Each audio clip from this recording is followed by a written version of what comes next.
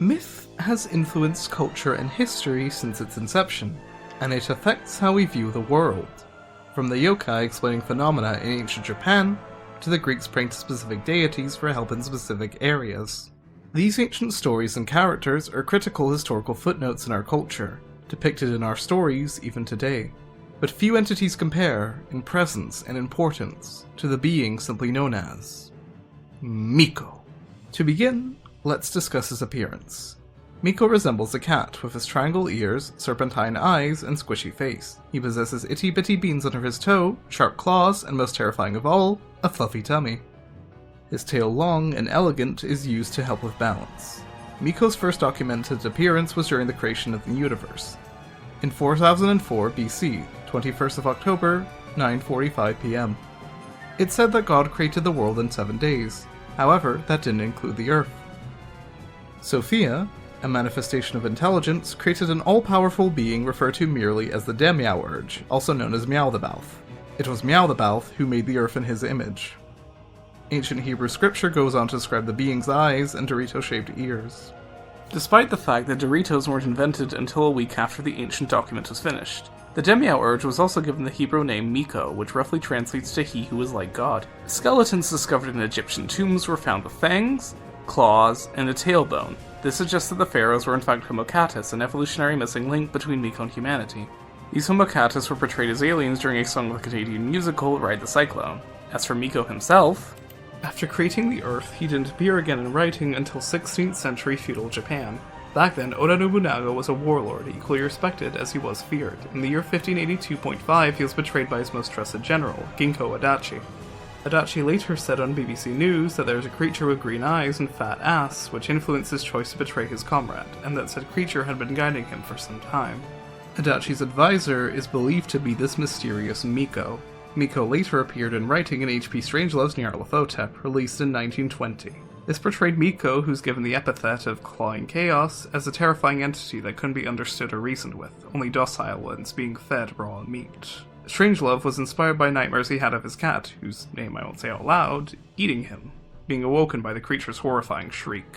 On the 28th of June, 1914, Archduke Franz Ferdinand of Austria and his wife, the Duchess of Hohenberg, were assassinated in cold blood in the middle of Sarajevo, Austria-Hungary, which kicked off a chain of events that caused the First World War. The shooter was quickly arrested and interrogated. When asked why he did it, the shooter said that he had no control over his body, and felt his hair being pulled, with it crudely being used to make him fire. This suggests that the culprit used a forbidden technique in the animal kingdom long forgotten to time, the ratatouille. Animals smaller than you, with enough training, can puppeteer a human body by manipulating its hair. Given the presence of scratch marks and cat hair on his scalp, some speculate that the legendary Miko was responsible for killing the Ferdinands. Now, we all know the moon landing is fake, but have you ever wondered why it was faked? Because of Miko. Obviously. Lastly, he acted as a mentor to Francisco Franco. Though little is known of their relationship, some have suspected that the pair may have been romantically involved.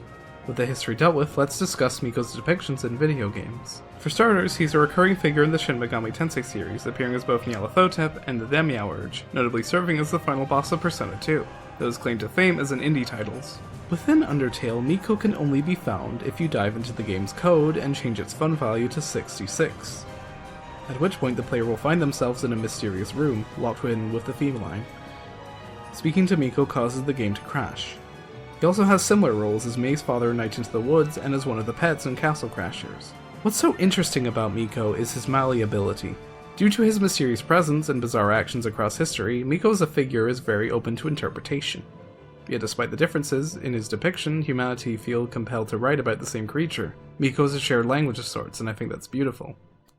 Alright, let's be serious now. Halfway through production of this video, I stopped due to dissatisfaction with what I was making.